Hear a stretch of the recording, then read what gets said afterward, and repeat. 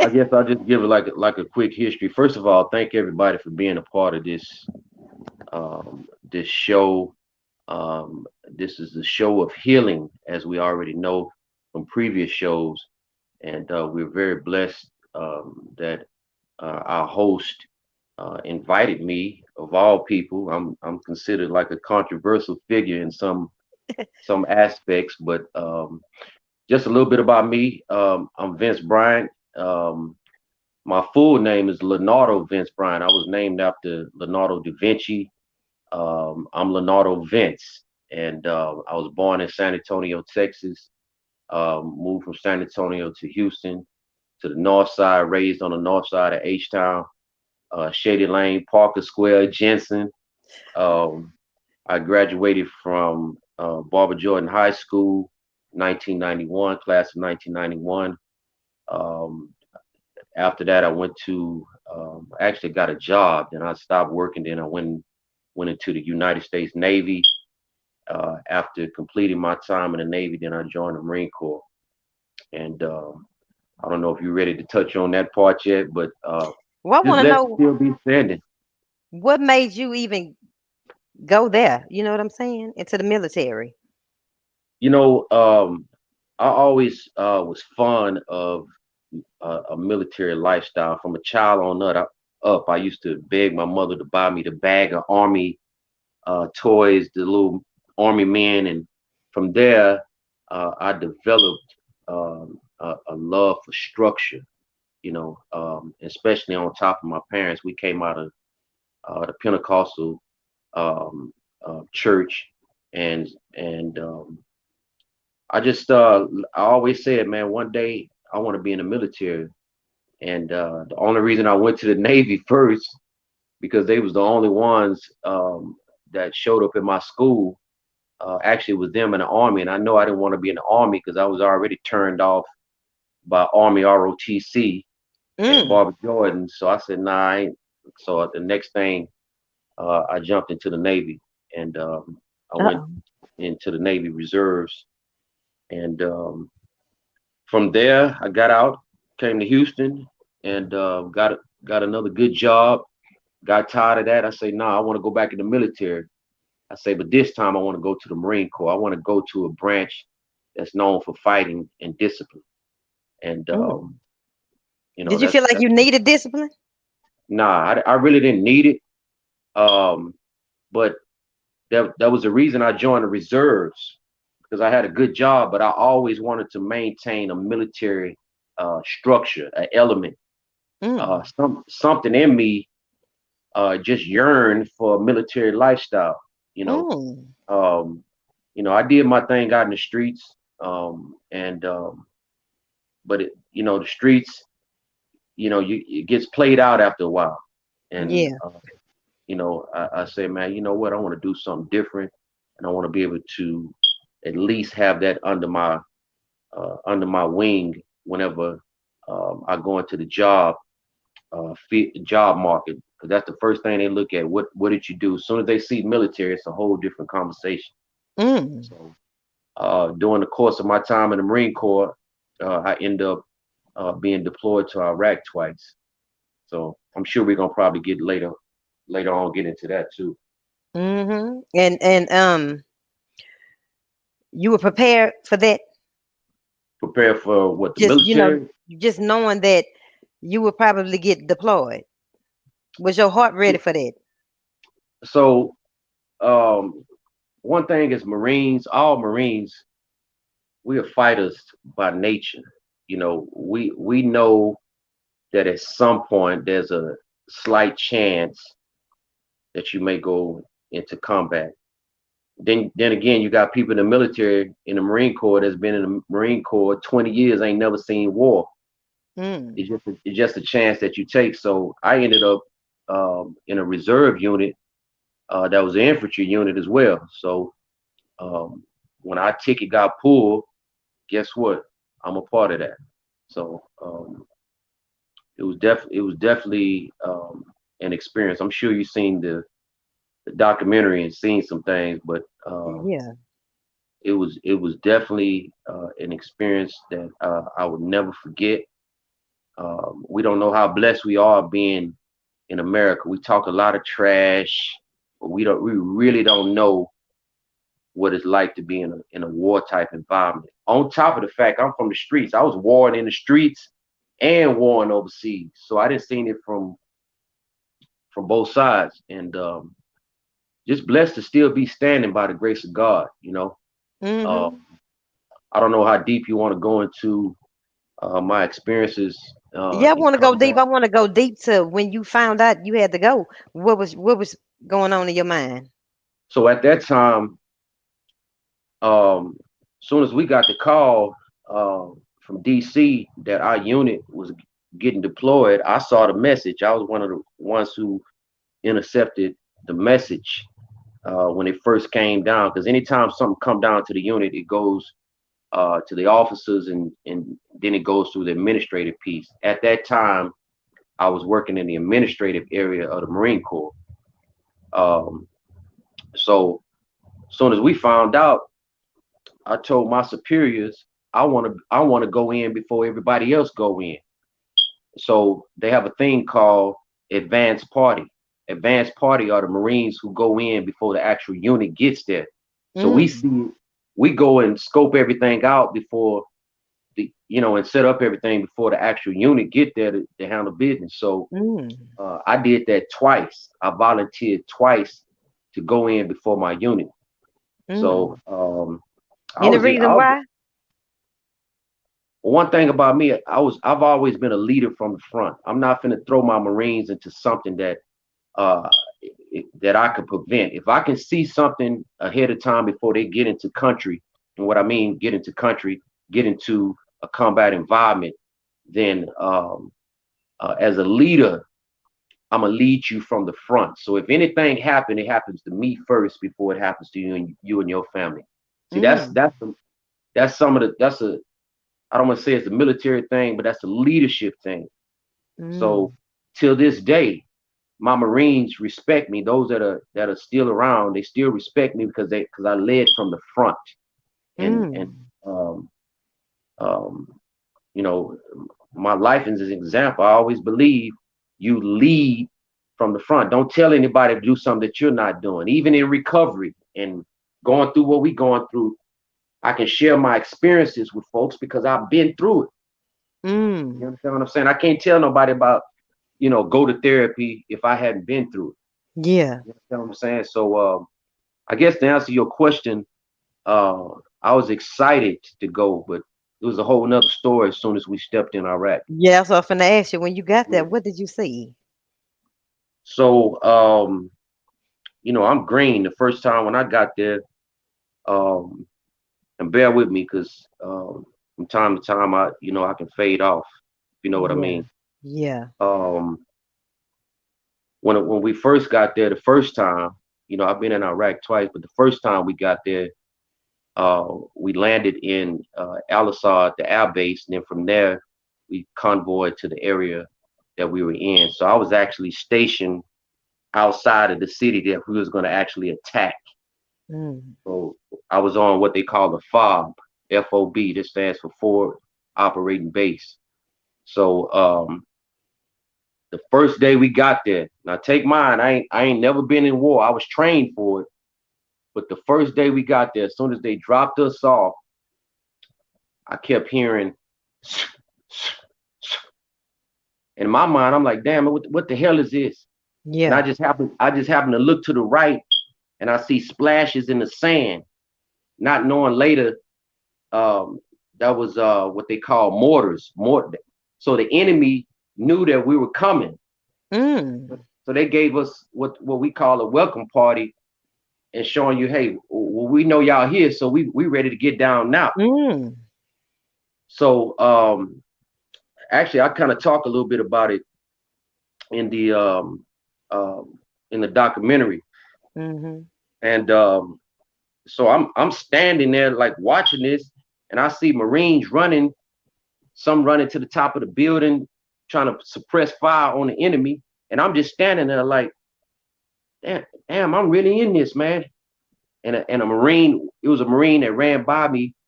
He was like, he said, "What the F you doing, man? Get in the building." So right then, I took off with everybody else, and I'm like, okay. So while I'm standing in that building, I'm like, man, I'm really in this thing. This is it's really on now. So every day after that, we were in a battle every day after that. So what I Mm. mean by that, we got attacked every day, not just one day, every day till it was time for me to come back to H Town. Every day we got hit up.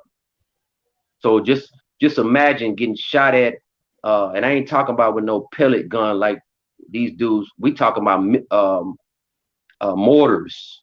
If a Mm. mortar hits you, they won't find you. They'll find pieces of you. This is what the enemy was dealing with us. Uh, uh, on my first tour. So it was so much stuff. I mean, my job was to train. I was sent there to train the Iraqi National Guard so they can stand up and be an army so we can get back to H Town. That was my Mhm. job, to train them so they can be an army to stand up for themselves.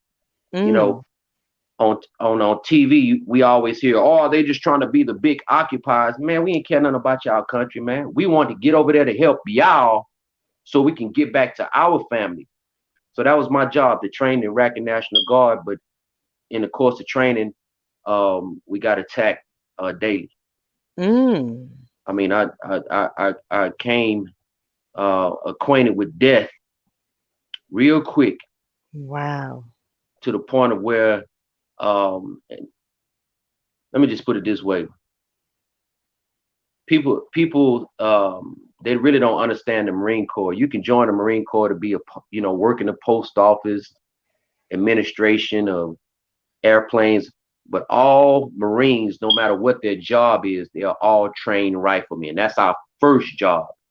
Mm. So if you work in the post office as a Marine, well, you're gonna go out and get some. If you know what I mean, you're gonna put in some work, and then after that, after you kill the enemy, you're gonna come back and pass out mail like it's nothing. Wow. So I mean, um, I took on a certain type of attitude, and I became friends with death. Mm. There was a time, and I'll just share this real briefly. There was a time where the unit I was with, they had killed insurgent, a terrorist, so-called terrorist, as they say. So one thing as Marines, if we kill your child and he a terrorist, well, we gonna reach out to the family and let them know, hey, look, we killed your son, so you need to come get him. Because in Muslim tradition, they love burying their own in a certain type of manner. You understand what I'm Mhm. saying? So Mhm. so we contacted one family, and they said they not coming to get their son. So my unit, with the guys I was with, we had to turn around and bury the guy in the sand. So 2 weeks later, the family reaches back out to us, said they want him now. So Mm. I remember how it was when I put him in the ground.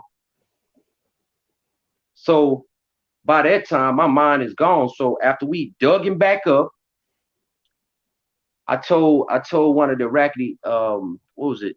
One of the Iraqi soldiers, I say, unzip the body bag. So I remember how he looked when we put him in the ground in a body bag. Uh-huh.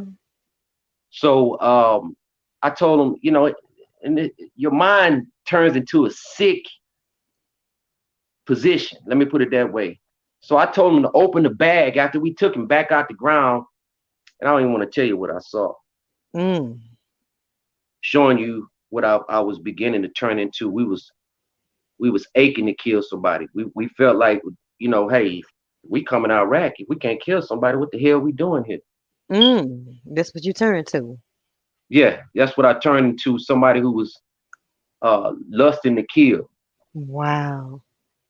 And one mind, was like, damn, we here to help these people, but even some of the Iraqi people, they were just taking America's money, and you're not standing up for your people. Instead, you allowing the Marines to fight for you. And this is your damn country. Excuse my language. Uh-huh. This is your Uh-huh. country. So they rather Mhm. sacrifice us Mhm. than them stand up for themselves. So by that time, I was like, okay, to hell with this. So we gonna sacrifice some of y'all.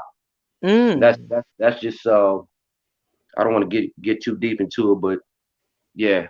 that's just and that's just the first tour in Iraq. I mean, we could be all day talking about that experience, but I turned into somebody now. You know, now looking at it now, I turned into somebody that I never thought I would be, and the effects of that followed me back home to H Town.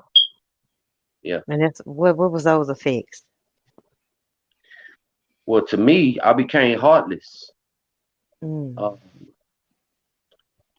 I just, I mean, I turned into, um, let's put it this way. Before I left, I was the guy to make everybody laugh and lift their spirit. But when I got back, these are the stories that I hear that I was out of control. Meaning, um, you know, people come out my house and I let them in. I got weapons everywhere, money Mm. all over the table. Uh, Mm-hmm. just still thinking I'm in war mode.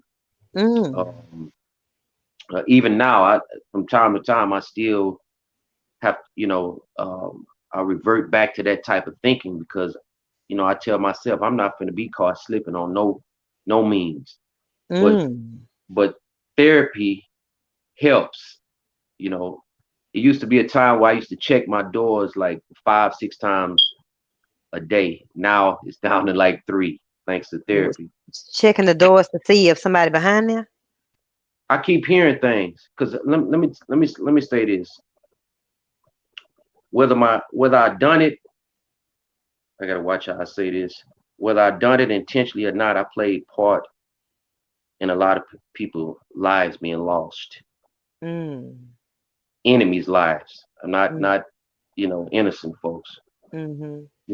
They fought for what they believe in. We handled our business, and sometimes I think that at some point, you know, and it could be my mind just saying this, but I don't want to be caught slipping. So I always check every little thing. Like even where I'm at right now, I'm out in the middle of nowhere. Mm-hmm. I moved out of Houston because it was just too unsecure for me, and it was just I saw myself going back into the old me. So I guess to get back to the point that I'm making is that I still have what they call in mental health re-experiencing thoughts. Mm. Um, Certain things like trigger me off. You understand what I'm Mm. saying?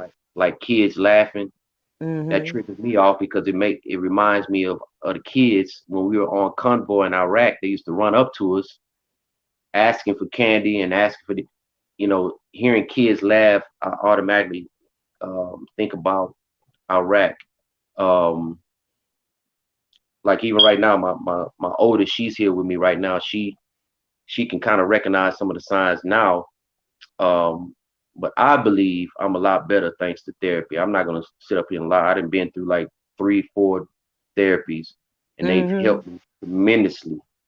Um, but I'm not gonna sit up here on your show and lie like I'm just 100% fixed Yeah. because there was some things that I learned as a Marine that can protect us in this day and time. You understand what I'm saying? Mm-hmm. Even with the Yeah. flood and all that kind of stuff. I mean, not the flood, but the way the weather is right now. See, this ain't nothing to us because we didn't been through worse. I didn't been through cold weather training and mountain training in the mountains and all that. This is nothing, but to the average civilian that haven't dealt with that, Mm-hmm. it's a big deal. But yeah, it's so much, Shay. I'm just glad and very thankful for the prayers of the righteous. Yeah. Now on the documentary, Yeah. you were saying that your mother would tell your kids don't do that, Mm, because it might trigger your fault. What yeah. what kind of stuff can your own kids do to trigger So you? so my mother that came from I remember now. Yeah, I was at my mother's house and my daughter, I think matter of fact, this one she I think it was her or my other second oldest. They were running to me to hug me because they was happy to see me. And my mother yelled out, "Hey, don't run to your daddy like that."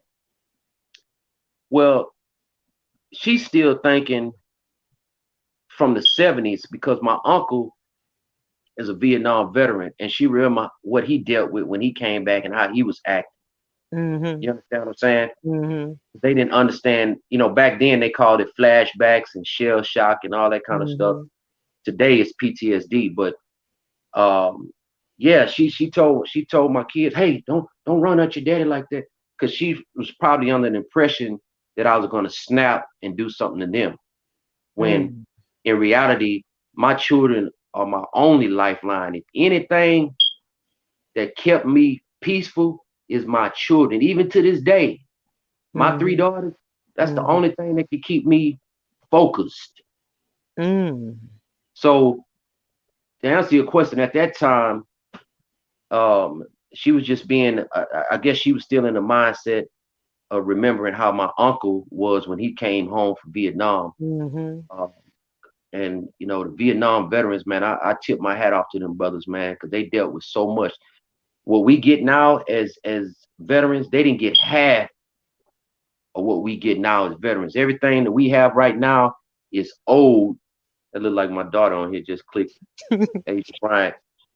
Everything that we have right now is owed to the Vietnam veterans and the veterans who came before, because they didn't they Yeah. didn't have therapies and all these kind of things like we have today. Mhm. So yeah, to answer your question, that's what that was about. I think she was just really being cautious because my mother saw a change in me.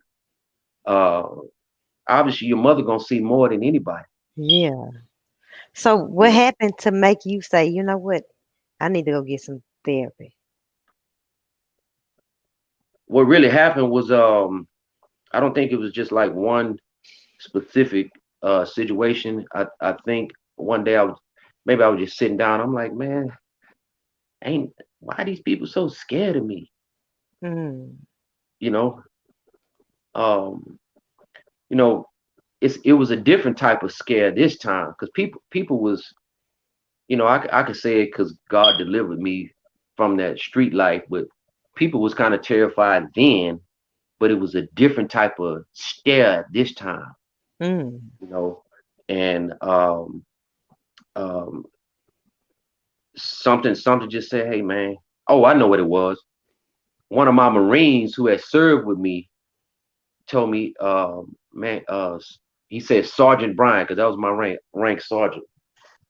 Um, All right, he Sarge. say what'd you say? I said, all right, Sarge. Oh yeah. Um, he said I think you need to go get some go to the VA and get help. I'm like, a VA for what? Mm. So I'm like, I stopped for a minute.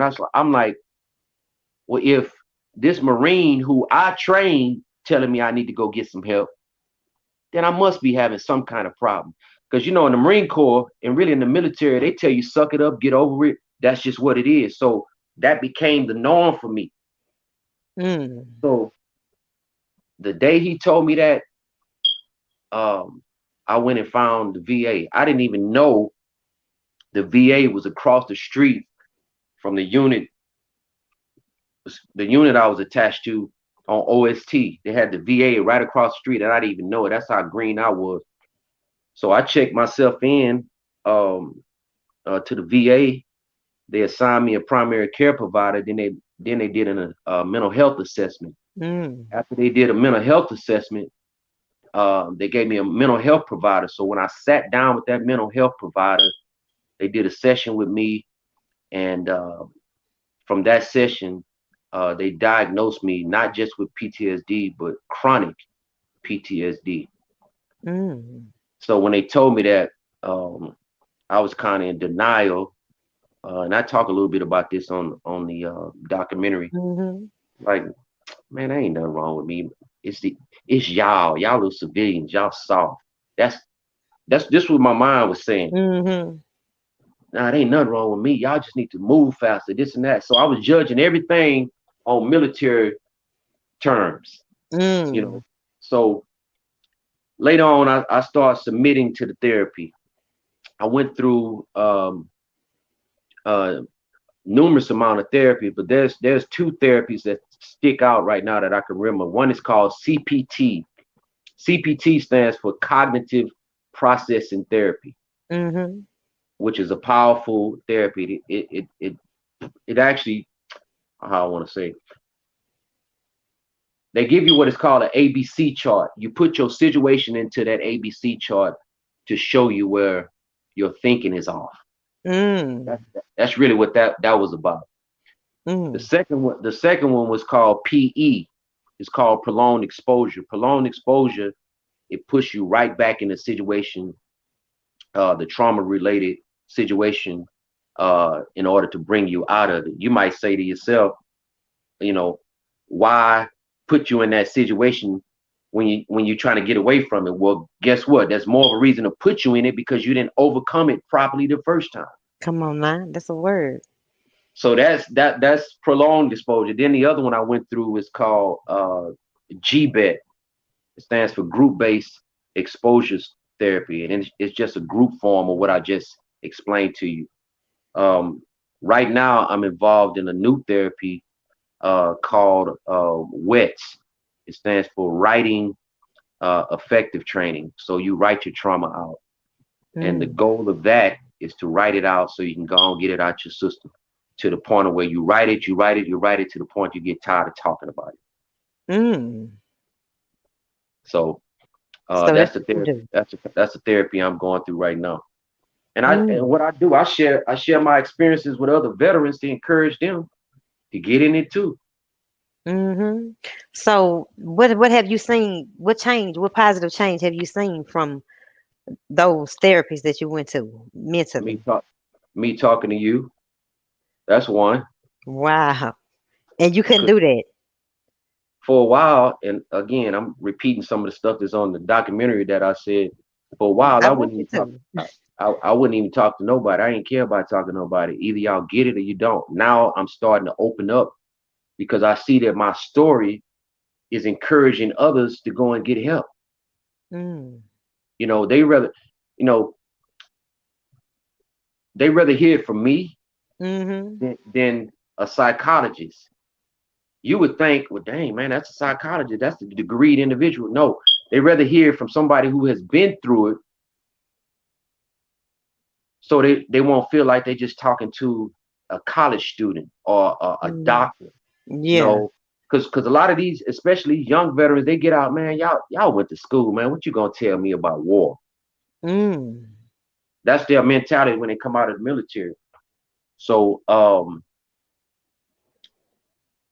I just take my experiences and try to encourage others to get help. I'm a lot better. I'm able to talk. I'm able to open up. I'm back into my music again. Um, just involved in helping homeless veterans. Mm-hmm. You know, homelessness is a mental illness also. You know, that's a Mm. subject for another time. But I'm taking my story on the road to help others. You know, What does chronic PTSD look like? what does it Because look you said like? you was in denial, so it's a lot of people that might be suffering from PTSD and don't know it. Okay, So what do it look like? so PTSD, for those of you that's watching this, PTSD stands for post traumatic stress disorder. Before I answer that question, I want to kill something that people think this is about. I'm gonna tell you what it's not about. People think PTSD comes from somebody going to war. It ain't got nothing to do with war. Yeah. You, you can experience something so traumatic to where man, you got me thinking about the documentary again. Those of y'all that's watching this, maybe she can put up the link. I want y'all to go see the documentary too. Oh, please watch it. I didn't know it was available. The, PTSD is laced in trauma. You may have experienced something over and over again in your mind. It's a constant reminder. Now, PTSD is one thing, but when you have chronic, that means that's all you think about. It just goes on and on and on and on and on until you stop it at some point or get help for it. For instance, we have a lot of women, military women and civilians who deal with something that's called MST. So what is MST? MST is military sexual trauma. Men go through that too. It ain't just a woman thing. Rape, molestations, all kind of stuff can lead to post-traumatic stress disorder because you constantly thinking that you're gonna be accosted by this person who messed with you in a way that they weren't supposed to. That's PTSD. Mm. Constantly being reminded you can't give a relationship a chance because you're constantly reminded about what somebody else did to you when it's really not fair, but that's something you got to overcome. Mm. So chronic is just constantly you living in that moment. You living everything you do got to be this way, this way, this way, this way, this way. Okay, okay. He looking at me this way. Okay, she looking at me. And in reality, that may not even be happening, but your mind. That's what I'm saying. This whole thing is about redeveloping your mind. Mm. The scripture has taught us. Now we go into scripture. Let me throw this in. The scripture has taught us to let this mind be in you, which is also in Christ Jesus. So guess what? Now we got to look at what kind of mind did Christ have. Why are Mm. we not operating in that mind? Mm. Yeah. I'm not gonna get started. You need to So get started. so we got to go through these different things in order to have a testimony on the other side. Do we got some questions? I don't know if you're I saying see somebody's one. saying something. Knowing all the things you know, would you advise someone to go to the military? Knowing everything. Well, me personally, this is me speaking. I think everybody at some point should have a military experience. Let me put it that way. The United States is the only country that doesn't require its citizens to at least serve 2 years in the military. If you look at all these other countries, they're a lot more structured than us because they have at some point some type of military element. Now, going back to the question, I don't want nobody to experience what I've experienced. And this is just one story. It's people that have I've seen some real ugly things and experienced some things. But I wouldn't wish that on nobody. You really just taking a chance. If you remember what I mentioned earlier, I said there are people who have been in the military 20 some years, ain't never seen no war. Mm-hmm. I I just got randomly chose. So that's Mm. a chance you take. Just like going to work, that's a chance you take. But I will say this: I think at some point everybody should have some type of military embodiment or military training, whether it's in the military or not. Now, I will say this: I wouldn't want anybody to go through what I went through. I Mm. wouldn't wish that on my worst enemy. Mm-hmm. Because when I tell you I became acquainted with death, death became a friend of mine to the point of where um, um, if I couldn't be involved in something that was death oriented, then I felt that I wasn't nothing. So Mm. to the sister that asked the question, let me just say this: I believe that everybody should have some type of military, uh, structure. Uh, at this time,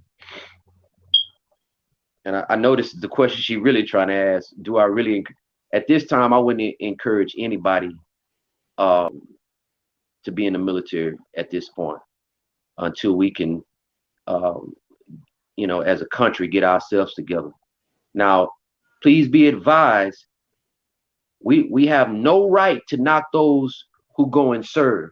You have no right to do that because if you're not gonna do it, please keep your mouth shut about those who do serve Yeah.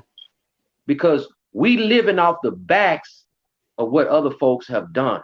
See, Yeah. it's so easy for us in America to say what we wouldn't do, but you don't know how it is to have a missile shot through your house. I'm not talking about all this foolishness in the hood, a 9 millimeter and a gauge. That ain't nothing.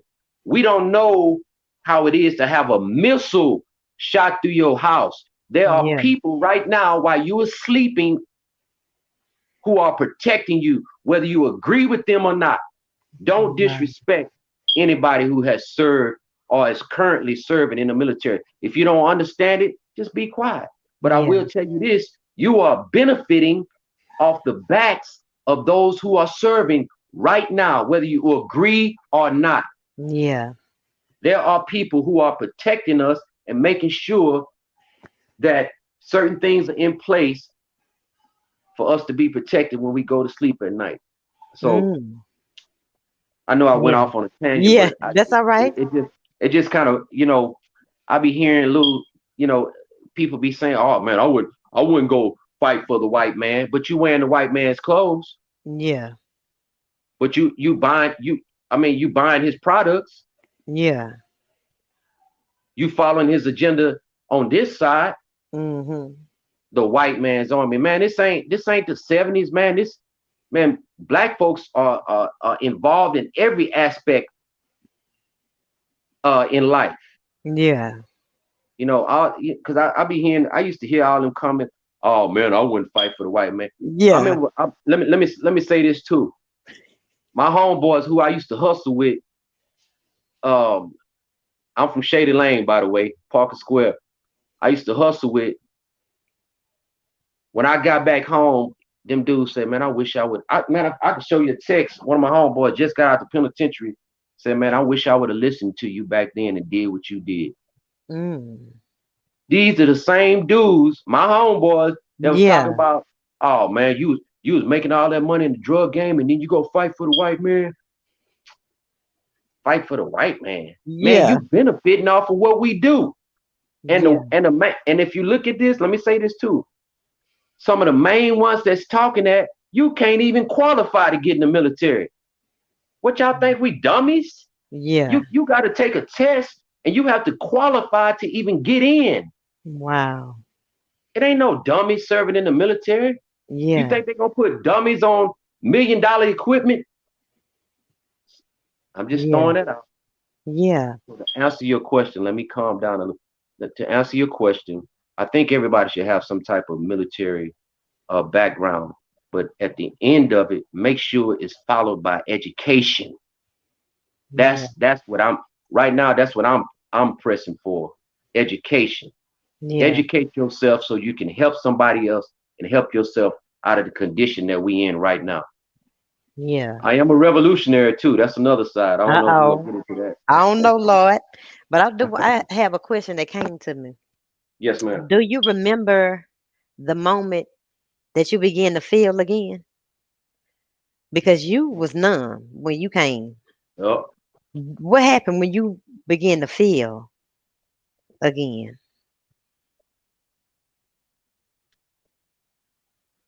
can you expand a little bit more on the As field? far as, you learn how to suppress Hmm. emotions. You was numb.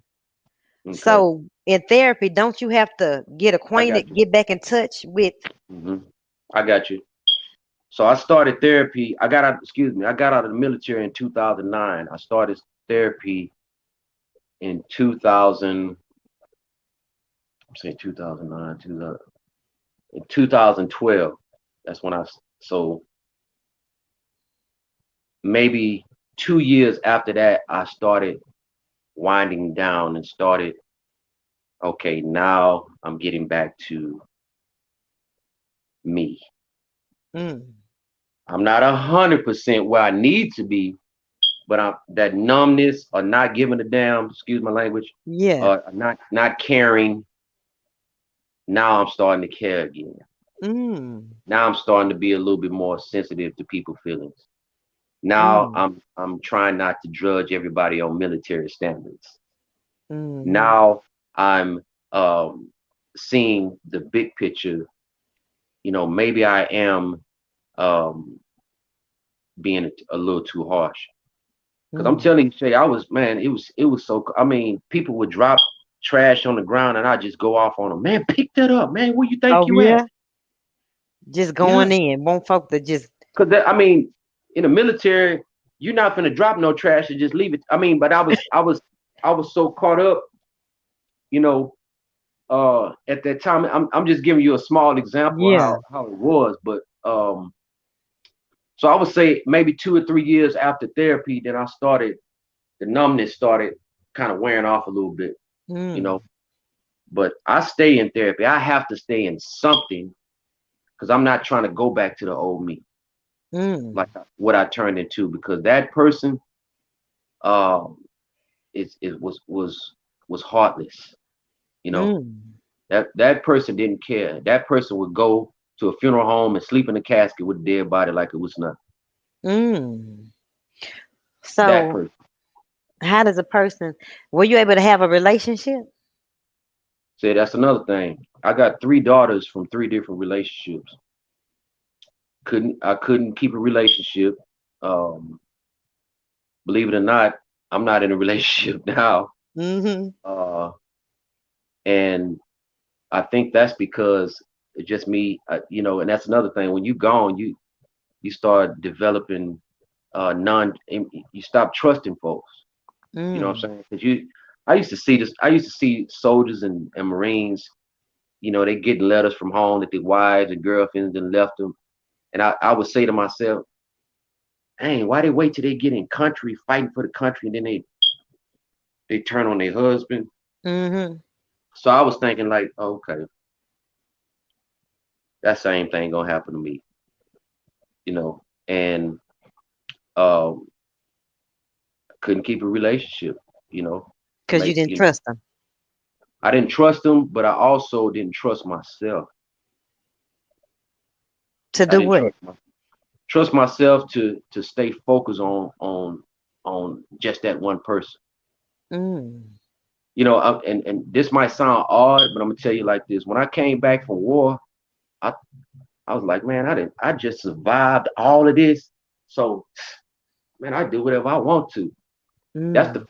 first time I went to war. The second time I came back, I'm like, man, I'm invincible now. So I'm Mm. I'm enjoying my life. Mm. I took care of my children, all that and their mothers, but my mom was just drifting everywhere. It was like I was judging them on military standards too. Oh, okay, she like this. Mm. Oh, okay, and it got to the point to where it probably put me in the situation I am right now, still single. Mm-hmm. You know what I'm saying? But Mm-hmm. I'm sure um there's somebody out there, but it'll Mm-hmm. come. The scripture saying what in due season. Yeah, yeah. So how did you But come yeah, to yeah, that yeah. place of self-love? When I heard your song, no, I'm not gonna play with you. man, I love that song. But I love all your songs. But self love came um when I just sat down one day and say, you know what? I went through all these experiences. I went through therapy, still in therapy. You know, I'm on the road to peace. And I started talking to myself, what can I do to maintain this peace? When I wake up in the morning, what can I do to maintain this peace? I had to talk to myself. What do you want to do, Vince? Are you Mm-hmm. gonna keep are you gonna keep going back and forth with folks? Because mentally you can destroy yourself physically. Because that Yeah. that that would that'll turn into physical health. So I say, you know what? I'm gonna stay in therapy, but I want to get back to loving myself because I've given so much to the world, so much to everybody else, and I've neglected myself in the process. Wow. So, and this was recently, maybe last 3 or 4 years, I started thinking like that. So now I'm happy right now. You know, I'm happy. I'm in a better place right now. You know, My children never left me. They was always, daddy's girls, but more so I'm just happy because I have a different perspective on life. When I get up now, I have a routine. I get up, Mm. get my coffee, go read a book, then get my day going. Then after I work from home also. So when I'm done with that, then I go back and meditate and do yoga. I have a plan now. I believe in technique. That's another thing that I went through also at the VA meditation. So Mhm. I learned the art of meditation, and when it looks like I'm about to go there, I just stop,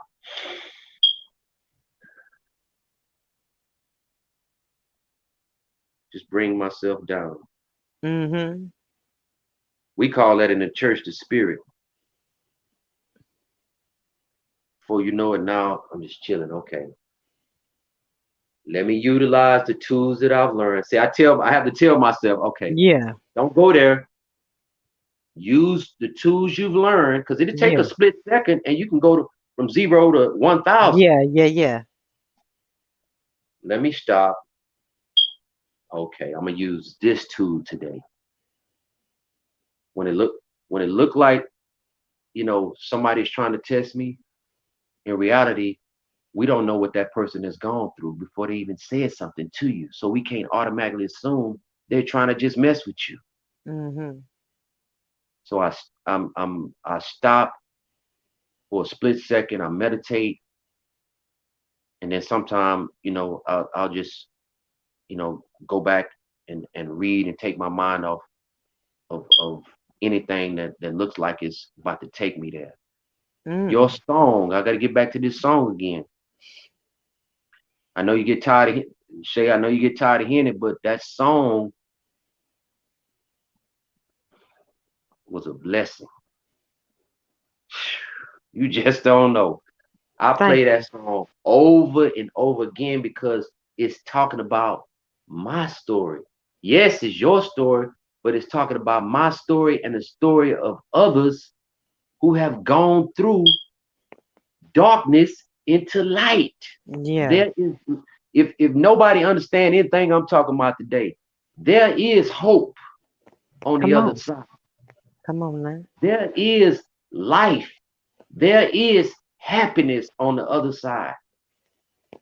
But you Wow. got to speak deliverance. Speak it into existence. I'm not going to deal with this no more. Yeah. And you got to get to a point where you hate dealing with foolishness so much till you make the change. Come on now. Sometimes we say, okay, uh, I want to lead a relationship, but no, if it's damaging you, make the choice and get away. I was getting so bombarded in Houston. I said, man, you know what? I got to go. Yeah. I looked at my account. I said, oh man, I got money. I can go move today. Yeah. I went and put my money on my new place, waited till my lease was up, and moved to where I'm at right now. But I made the point of doing it. Sometimes when you have a good heart, people can use you, Yeah. and you get so used to being used to the point you don't see past being used. Yeah. The That's it. scripture has taught us to lay aside every weight, Yeah. not just one weight, every weight Yeah. that so easily besets you. Come on now. I laid aside those weights. I'm Yeah. living good. I'm living good right now. I may not be a millionaire, but I'm living good. I got food, my kids, all of them, they taken care of. My mother, when she comes over here, she looks like, oh my God, the kind of peace. When I have people come over here that work in the house, they tell my landlady, man, there's something about this house. I'm walking into peace. Come on So now. guess what? When you take on that peace, it bounces off to people around you. Come on That now. glow. You looking at a cancer survivor. You're looking at somebody that's been shot in the streets. Come on. I don't even look 50 years old, about to be 50 years old, because I laid aside every weight. Come on now. And to those of y'all that are listening to this, you do not have to tolerate ongoing abuse. You don't. Yeah. Don't let nobody say, oh, well, oh, you just got to put up. No, you don't. Yeah. Speak life into your situation. Mm. Self love. This is what we're talking about today. Yeah. Self love. The self love journey. That's what this is about. Yeah. Man, let That's me right. stop, man. I didn't come on here to preach. You're right. I always equate, you probably heard me say this in my other shows and in my book, us to a flower, and I had came to a place where I had withered. I wouldn't get no water, I wouldn't get no sunlight. And Hmm. I had to get to some sunlight. I had to get to some water. And when I got to that Yeah. water, when I got to that sunlight, I flourished. I flourished. Woo, I got man. off the anxiety medication. I got off. The panic attack stopped. Mm. It's something about what you said, laying aside every weight, even if you got to leave everything. Teach. Go ahead. You're right about that. You speaking the You just word. look at that. Look at what you said, Shay. You had to get that water. Now Yeah. check this out. The scripture has taught us, oh, taste and see, Yeah. see Yeah. that the Lord is good. Yeah. Blessed is the man that what? Walk. Trusts in him and Yeah. walks with him. Yeah. You have to taste. I'm telling you, there's more to life than all this foolishness. You right. We get so bombarded by, oh, Ted Cruz went to Mexico. What does that got to do with you and your salvation? Yeah.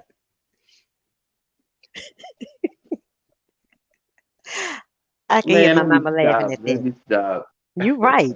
But that's powerful. And I just so happy to see, where you are now. What are you helping the veterans do? Because you say you a veteran Yeah, activist. What yeah, what yeah. is that? I'm a veteran activist, and I'm also a veteran advocate. Right now, my job right now is to help the homeless population, veterans. I work right now for Veterans Affairs, Mm-hmm. uh, in what they call HCHV. That just stands for Healthcare for Homeless Veterans. So everything that I've gone through, all the therapies, my job is to share that with other veterans who are in the homeless population to help them out of their situation. I'm a support, what they call peer support. I'm supporting you. Um, I you think we going through? Think about you know folks who have nothing, who are under these bridges, Mm-hmm. who have no, especially during this cold and all this here. So my job is to inspire them and to share elements of my own recovery. I give um, support groups from Monday through Friday. Normally I have about 15, 20 guys a day that Wow. God bless me and our facilitators to share experiences. And we have a tight knit group of veterans who have been, man, even before COVID, we've been locked in and we're helping one another and we taking this same movement to help the community. So Mm. that's what I do. I share my experiences. Um, um, it's still is it's a what they call a mental health provider. That's what I am, Mm-hmm. but I do it as a peer, and it's a beautiful thing, for me to sit down and share my experience to encourage somebody else to get help. Now the ones that need help are those the ones that had the war experience, or is it those that haven't? No, it ain't just about war. Just Mm. I want to make sure I understand your question. You want to know if what The again? the guys that you helping on Okay, Monday? yeah. Yeah. The guy I have a mixed crowd. I got guys from the Vietnam War. I got guys from my time, Persian Gulf, Iraq, Afghanistan, and then I have some guys who just was in the military that never went to war, who suffer from severe depression, anxiety, PTSD, schizophrenia. I got all those guys. Mm. and some of them are homeless and some of them are not. Mm. Yep. So if somebody watching this dealing with, you know, PTSD, what do they need to do? Go to the VA and Well, if you're watching this, you can reach out to me and I can take you from there.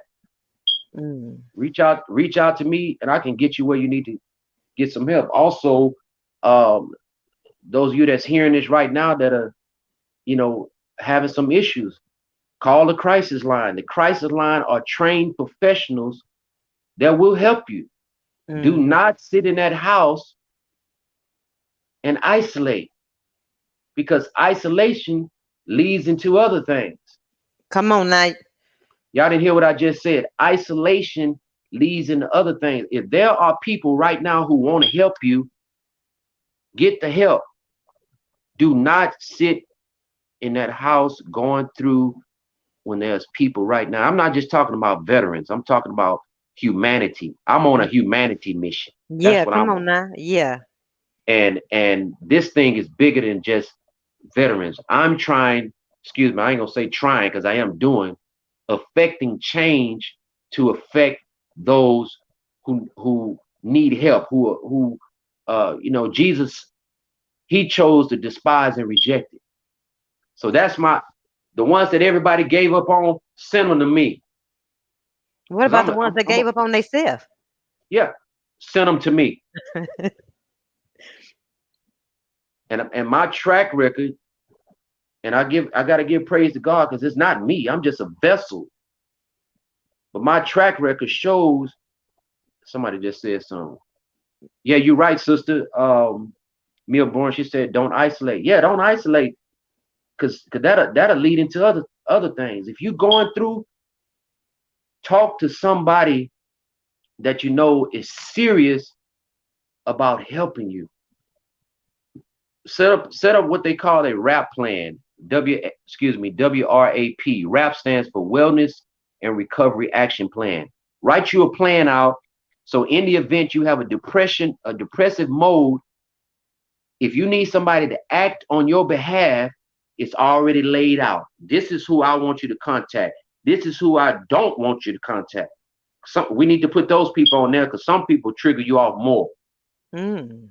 Set you up a rap plan. So in the event you get into a mode where you can't think, all you got to do is hand them the paper or put it up or post it somewhere where somebody can get access to it.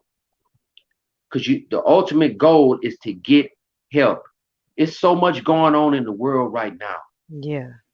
But I'm telling you right now, everything is not bad in the world. There's a lot of good that's going on that they don't advertise. Mm-hmm. Let's help each other. We all we got. There is no me without we. Yeah. Think about that. Wow. I love it. I love everything about what you said on tonight. I So love y'all it. got that. I love Now it. you gonna spit something for us before we get out of here? Sister, I just want to be able to sing background for you. If you Okay, if you could just maybe we can if you get could some next time. I sure wanted to hear some of that acapella from you. Just that How to first put part. my energy in everybody else while all alone, neglecting myself. My, uh, Tired of looking for love in everybody else while all alone, not loving myself. Had people turn it back on me like I was nothing. Stress and gaining weight, feeling like I was nothing. But enough was enough. I asked the Lord to build me up, and He told me that I am somebody. I'm going places. I'm going higher and higher and I'm moving forward into my greatness. 'Cause I deserve it all. I'm giving my man. all to loving me. Can't Woo, let nothing stop me from loving me. All right. sister. Y'all give those of y'all that's watching. man, if y'all ain't got that single, go get that single because